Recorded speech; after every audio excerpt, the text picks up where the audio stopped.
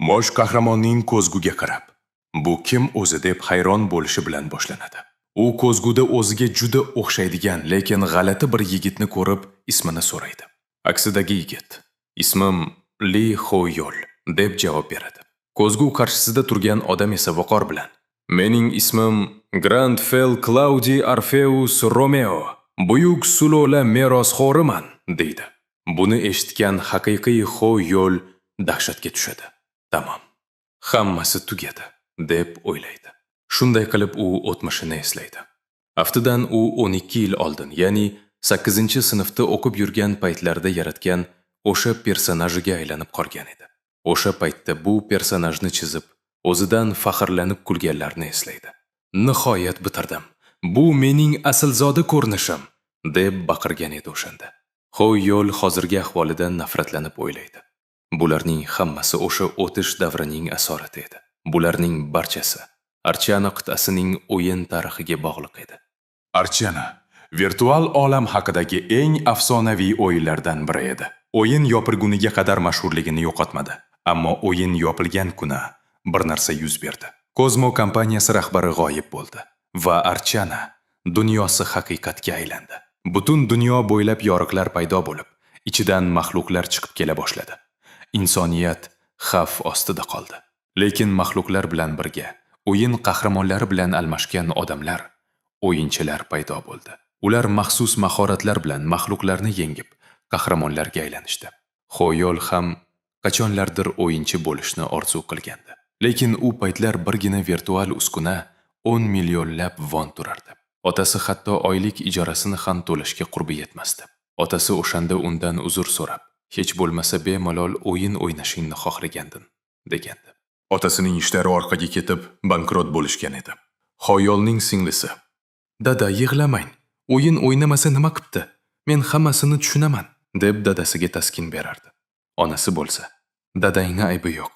Hammasiga men aybdorman", deb yig'lardi. Singlisi jahli chiqib: "O'zi sizlarga nima bo'ldi?" deb baqirardi. Hoyol o'shanda dunyo naqadar shafqatsiz ekanini tushunib yetgan edi. Uning boshqa chorasi yo'q edi. O'yinni tashlashga majbur bo'ldi. Agar hammasi bunday bo'lishini bilganimda, o'yinni hech qachon tashlamasdim, deb o'ylaydi u. Bir yil ham o'ynamagani uchun darajasi va ko'rsatkichlari juda past va dabdala ahvolda edi. Nihoyat uyqudan turdi, lekin qanday qilib o'sha maktab davrinda yaratgan odamimga yilanib qoldim deb o'ylardi. Romeo qo'lidagi choyni xotirjam ichib, naqadar mazali", deydi. Ichkaridan buni kuzatayotgan haqiqiy Hoyol esa, "Bu ketishda aqldan ozaman", dedi. Romeo u o'rta maktabda o'ylab topgan va o'sha paytlari o'ynagan personaji edi. Endi bu personajning tarixi haqida suhbatlashamiz. Grandfel buyuk bir sulolaning merosxo'ri bo'lgan, lekin hamma qarindoshlari iblislar qo'lida qurbon bo'lgan va faqat u tirik qolgan. Grandfel qasos olish uchun iblis ovchisi bo'lishga ahd qilgan. Bu shunchalik dahshatli va g'alati personaj ediki, Hoyol o'shanda uni o'zining ikkinchi qiyofasi deb bilardi. Uning qorong'u o'tmishining bir bo'lagida. 8-sinfda bu qiziq tuyulgandir, lekin hozir u bu personajga aylangani yoqmasdi. Romeo esa bularning barchasini sog'ingandek gapirdi. Hoyol esa ichida: "O'chir ovozingni, bunaqa g'alati gapirishni bas qil", deb baqirardi. Axir uning ishi bor edi va ishga endi qanday boraman derdi. Shu gap so'zlari bilan jamiyatning normal a'zosi bo'lib yura oladimi? Ko'z oldiga boshlig'ini keltirib g'azab bilan: "Soching juda yorqin. O'zingni mashhur odam deb o'ylaysanmi yoki idol bo'lmoqchimisan?" deb aytayotgandek edi. Uning butun tashqi ko'rinishi ham juda g'alati edi. Shundan so'ng Romeo boshlig'ining yuziga qahva sepib yuborganini tasavvur qildi. Hoyol dahshatga tushib: "Bunaqa qilib bo'lmaydi. Undan bo'lsa meni sudga berishadi", deb o'yladi. Romeo esa aslzodalar duch kelganga bosh egmaydi deb qo'ydi. Hoyol bunga ishona olmasdi. Hoyolning fikrlari butunlay boshqacha tarzda ifodalanayotgandi. Hamma o'yinchilar ham shunday hisni his qiladimi? Almashinuv degani shumi o'zi? Ko'pchilik o'zgarishlar deyarli sezilmaydi degandi. Lekin nega unda bunaqa? U ishga borolmasligini tushundi. Faqat bitta tanlov bor edi. U o'yinchi bo'lishi kerak. Ammo Archanani tashlaganiga 10 yildan oshgan. U bu o'yin haqida deyarli hech narsani eslamasdi. Romeo noutbuk oldiga o'tirdi va avval ma'lumot to'plash kerak deb o'yladi. Chunki xoyol o'yinchi uchun zarur bo'lgan eng oddiy bilimlardan ham bexabar edi. Yuqori darajadagi yoriqlarni yopadigan rankerlar 100 millionlab pul topardi. Lekin bu ma'lumotlarning foydasi kam. Chunki qiyinchilik darajasi xavf bilan birga o'sadi. Hayotni pulga sotib olib bo'lmaydi. Shuning uchun ochko'zlik qilmagan yaxshi deydi. Romeo jiddiy qiyofada. Men to'kin sochillik mevasidan totib bo'lganman. Moddiy boylikka ehtiyojim yo'q, dedi. Iblis ovchilari odatda nima bilan shug'ullanishini bilib olishim kerak, deb qidira boshladi. Ko'rgan narsasidan uni hayratda. Bor yo'g'i 2 sahifami? Iblis ovchilari deyarli hech narsa qilmas ekanda. Hatto bu 2 sahifada ham faqat yangiliklar xolos. Yangiliklardan biri shunday edi. Akshan bazasi yer bilan yakson bo'ldi. Kecha tunda Akshan shahridagi barcha NPC iblis ovchilari o'ldirildi. Shifokorlar federatsiyasi tunda 152 kishi o'ldirilganini va hech kim tirik qolmaganini ma'lum qilibdi.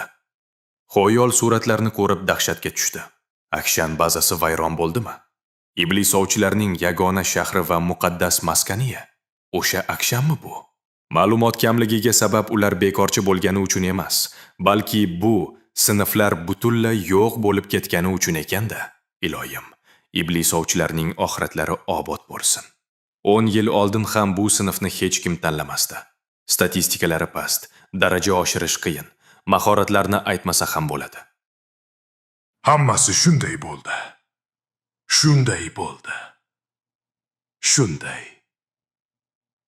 Bu sinf maxluqlarni ovlab daraja oshirishga juda qiynalardi. Shuning uchun faqat topshiriqlar orqali daraja oshirishga majbur bo'lishgan. Boshqa sinflardan ustun bo'lgan yagona tarafi iblislar bilan jang qilish edi. Lekin iblislar ham faqat maxsus topshiriqlarda chiqardi. U topshiriqlar ham asosan zerikarli va bir xil ishlardan iborat edi. Iblis ovchisining roli noaniq bo'lib, hamma bu sinfni foydasiz deb hisoblardi. Lekin bankrot bo'lish boshqa. Kasbni o'zgartira olmaslik butunlay boshqa narsa edi. Endi hamma o'lib ketgan bo'lsa, mahoratlarni kim o'rgatadi degan savol tug'iladi. Yangiliklarda aytilishicha, Archana 4.10 dan 62 yangilanishi, endi non tashuvchi bo'lib ishlash ham imkonsiz ekan. Bu ish kimnidir yana qiziqtiradi deb kim o'yladi deysan? Agar shunaqa bo'lishini bilganida, u iblis ovchisini tanlagan bo'lardi. Chatdagi bir foydalanuvchi bilmaydiganlar uchun tushuntirib yozgandi. Iblis ovchilari aynan iblislarga qarshi jangda eng kuchli. Bu yangilanishda iblislar qo'shildi. Oyol tizimga qarab o'ylanib qoldi. Yangilanishda iblislar qo'shilarkan. Saytda yozilishicha Arkana qit'asi tarixi, haqiqat versiyasi 8.10 dan 11 da maxluqlar orasida iblislar paydo bo'la boshlaydi. Debufflar, ongning buzilishi va ongni egallab olish holatlari sababli o'yinchilar orasidagi talafot keskin oshgan edi. Bu muammolar hatto 200 darajali o'yinchilar ham kuzatilayotgan edi. Xoyol o'yladi. Iblislar rostdan ham haqiqiy dunyoga chiqdimi? Nega unda iblis ovchilari ularning yo'q qilmayapti? Nima? Akshan vayron bo'lgach oxirgi iblis ovchisi men bo'lib qoldimmi? Balki 10 yillik tanaffusdan keyin uning o'zi bu ishga kirishishi kerakdir. Lekin u eslagan iblislar chiqishiga kafolat yo'q. Buncha vaqt ichida hamma narsa o'zgarib ketgan bo'lishi mumkin. Agar yuqori darajali o'yinchilar ham eplay olmayotgan bo'lsa, u bunaqa past daraja bilan nima ham qila olardi? Bolaligida o'zini kuchsiz deb atagan odam, ammo Grandfell Claudi Arframeo iblislardan qochmaydi. Bu uning g'ururi. Hech qanday iblis vasvasasi, sinovlari yoki hiylalari Grandfellning buyuk g'ururiga soya sola olmaydi. Xoyol o'zini bosib buni qilish kerakligini tushundi. Romeo stoldan turdi-da, bular befoyda o'ylar. Xavotirga o'rin yo'q, dedi. Shu payt yangiliklarni olib boruvchi boshlovchisi iblislar bilan bog'liq yangilanish va qurbonlar soni ortayotgani haqida xabar berdi.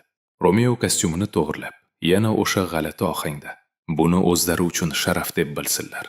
Har bir iblisni shaxsan o'zim do'zaxga jo'nataman.